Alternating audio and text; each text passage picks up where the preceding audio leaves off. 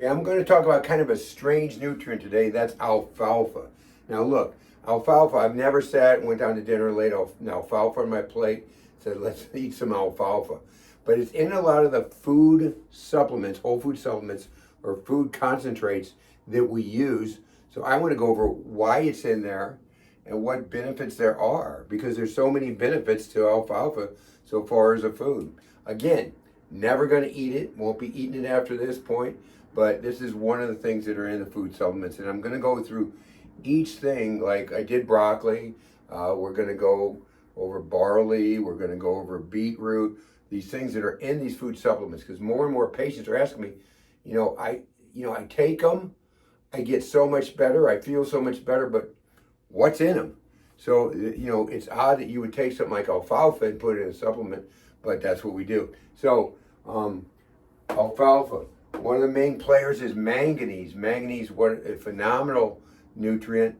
It helps your ligaments, helps your cartilage, helps the mitochondria of the cell. The mitochondria is the powerhouse of the cell. Manganese helps that mitochondria. So a person that would take some manganese could feel better just because we're feeding the powerhouse of the cell. Biotin. Biotin is a B vitamin. It helps with energy metabolism and it helps with cell signaling. Very important for us. Riboflavin. Riboflavin is the next one. Helps with energy production. Also helps with cell function. So these things help the cells. A lot of these nutrients help the cells, and we need that kind of help from the nutrients we take in. Next one's copper. Copper helps the body. It helps the body use iron. So a supplement like zinc complex, which actually I have laying right here. Zinc complex has iron in it, has zinc in it, copper in it. If you're taking zinc and you're not balanced with copper, you will create a zinc copper deficiency, and the copper helps you to use the iron. Copper also helps you with connective tissues, makes the connective tissue mature. Pantothenic acid, another great nutrient, helps with enzyme activation. And all these do more than what I'm telling you. I'm just giving you some basics. Now, these are the main nutrients in alfalfa. These are to a lesser degree, but still so important. Magnesium, calcium, potassium, iron, all in alfalfa. Thiamine, B6, niacin, zinc, selenium. Selenium helps with the thyroid, by the way, helping you take your hormone T4, convert it to T3. Selenium does, iodine does. Very important because the thyroid governs our metabolism. Phosphorus, choline. Choline's great for the liver. Fiber, folate. So all those are the nutrients in here. And they measure these things called phenolics. I'm going to write that down because I forgot to put that. Phenolics. They measure that and they say how many phenolics there are. Now, phenolics are like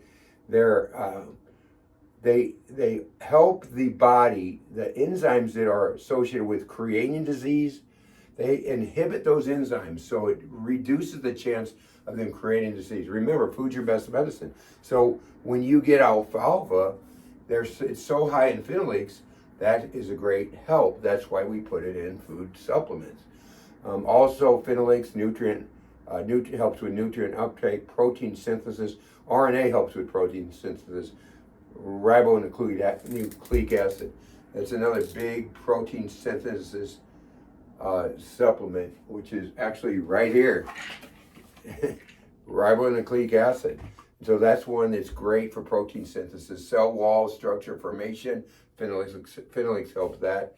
And so phenolics do a lot. I could do a long video just on phenolics. So they measure the phenolics, and alfalfa measures, and the way they measure it's called is GAE type of measuring, at 26.55.